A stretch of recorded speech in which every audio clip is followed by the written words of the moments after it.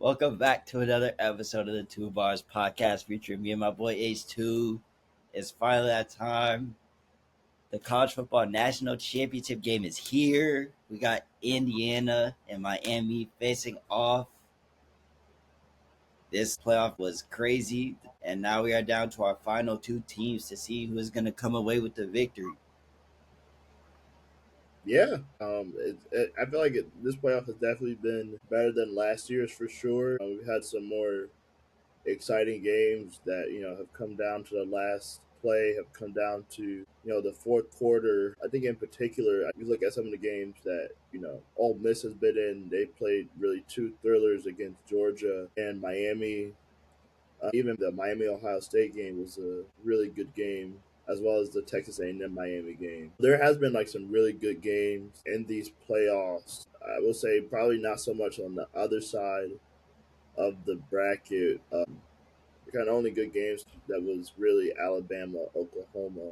Other than that, I mean, the teams have just been dominating, and in particular, Indiana has just been destroying whoever has been in front of them in these playoffs, and they're playing as good as you can going into a national championship game. They have all the momentum right now, and they've shown why they're worthy of having the number one seed by the committee, and they have backed that up by just dominating Alabama from start to finish, jumping on Oregon right away, and now they have the test against Miami, who I think physicality wise is going to be able to potentially match what Indiana does, and so I think that'll be interesting to see. Can the Indiana playmakers probably step up and make some plays against some better athletes than what they've seen so far? So I think that's something I'm going to be looking for. I'm not saying that Oregon or Alabama doesn't have athletes, but like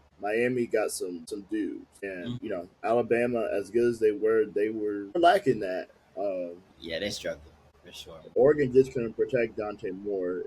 Mentioned his turnovers. Yeah, those didn't help his either. turnovers too. I just feel like I know for me, I think from what I saw, India's number one seed for a reason. They've dominated teams from start to finish, and they've actually put up big numbers. Fernando Mendoza has been playing out of his mind, but we expect that from him because he's a Heisman winner. He's dominated the whole season. He called Indiana a bunch of misfits. They have no 5-star recruits on their team, and they're just a really hard working team.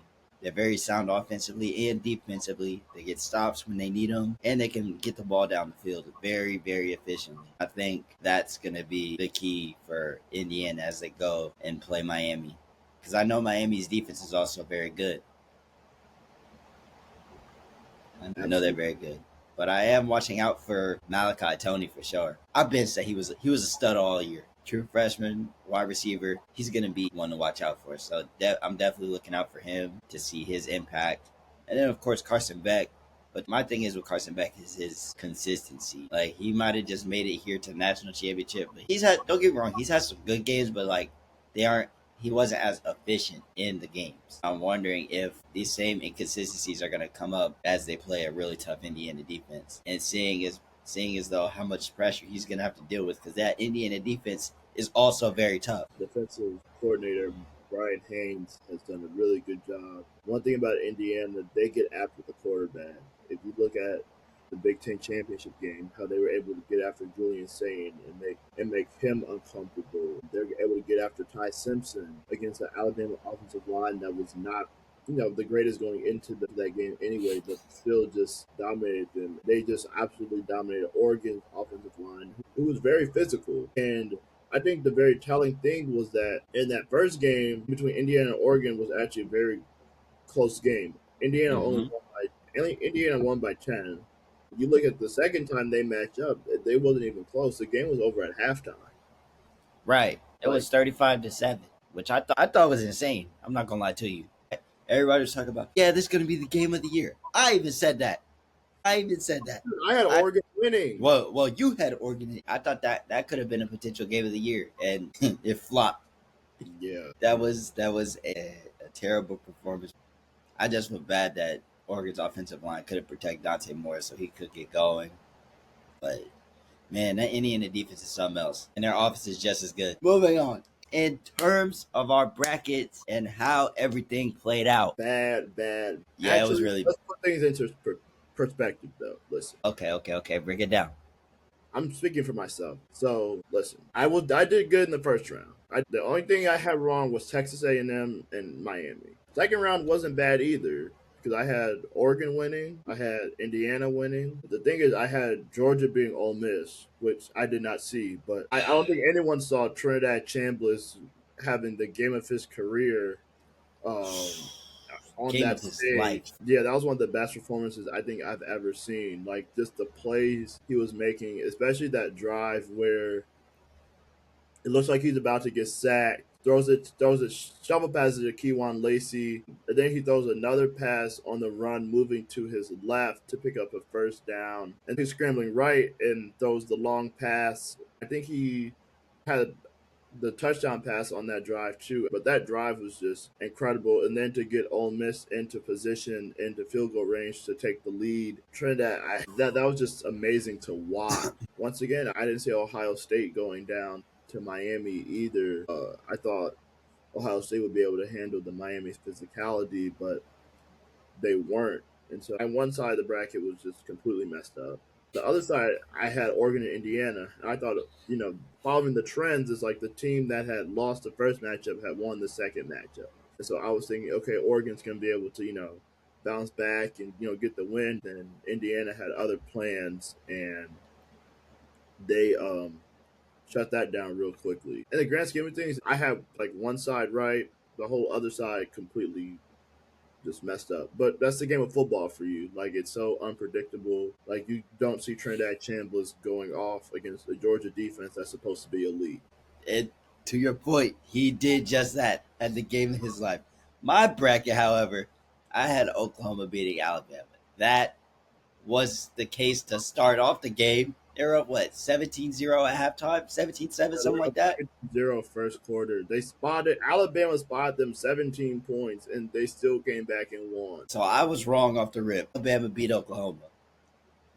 I had Texas A&M beating Miami.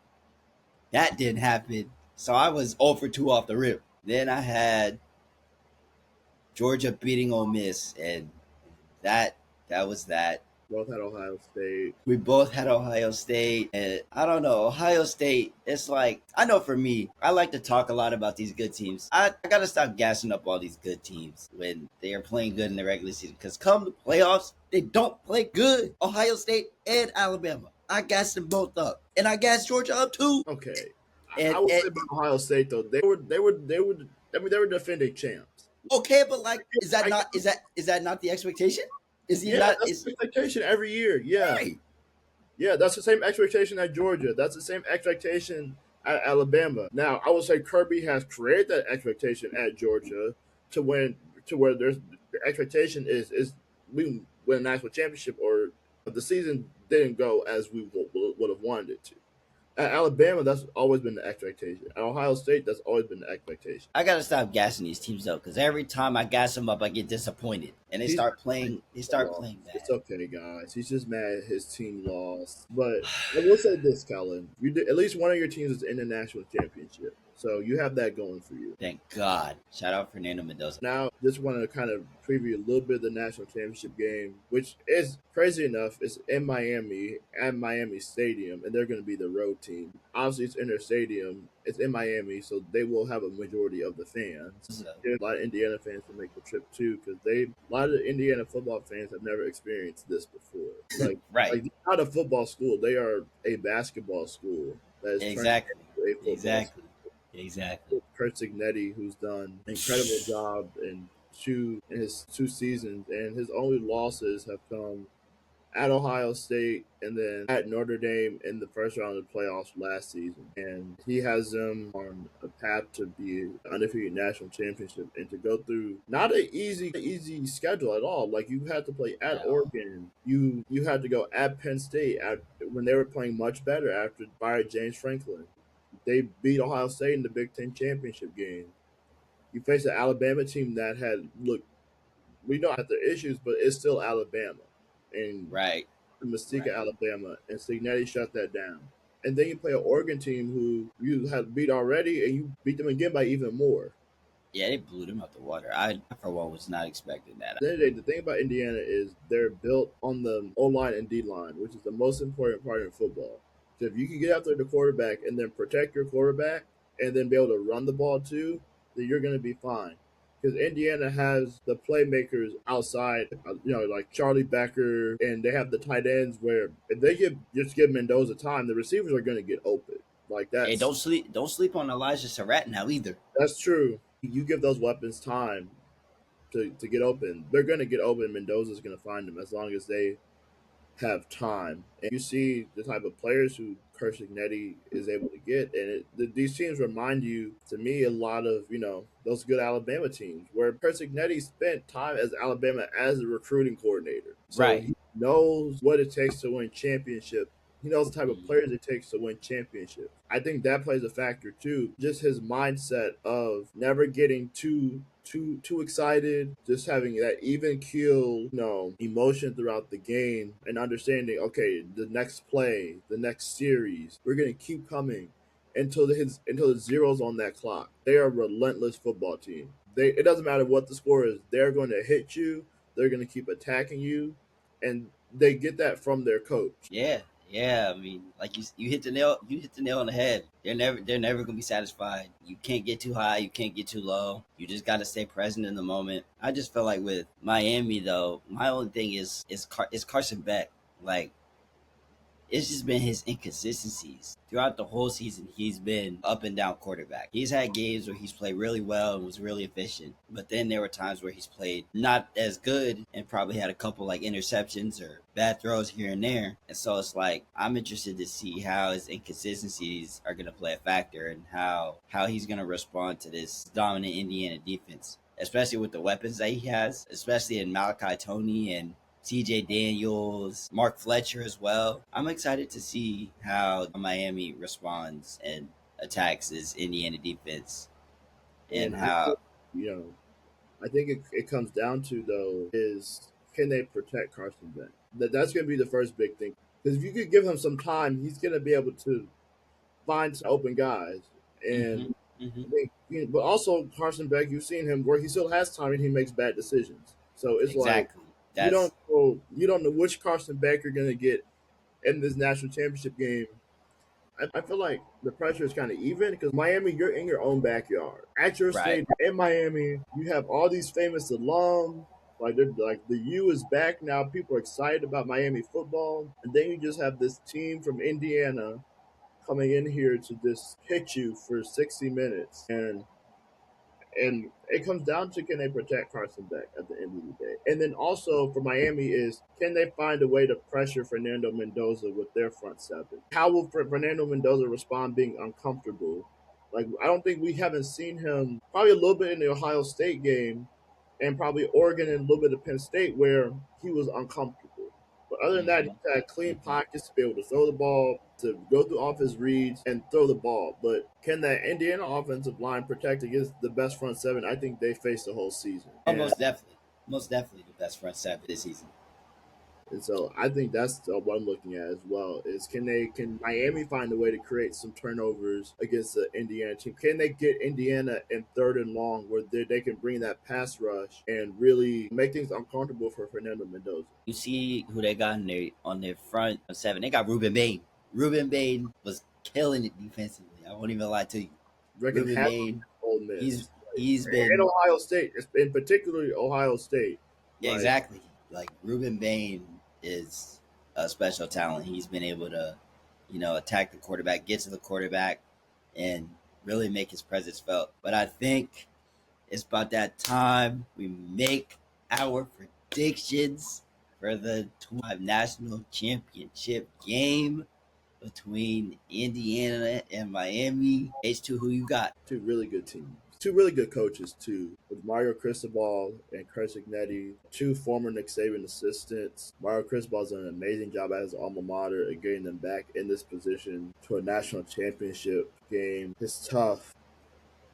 I, I want to pick Miami, but I don't see Indiana losing. Like they've been too dominant. I hope it's a close game, I can agree there for sure. And if it's a close game, then it's really up for grabs. But the way Indiana has looked, they don't seem poised to not play like the way they've been playing. And I think Indiana is out for blood. I think they are out to show people that, listen, we are here and we're here to stay. So I like Indiana winning the national championship game over Miami at Hard Rock Stadium in Miami.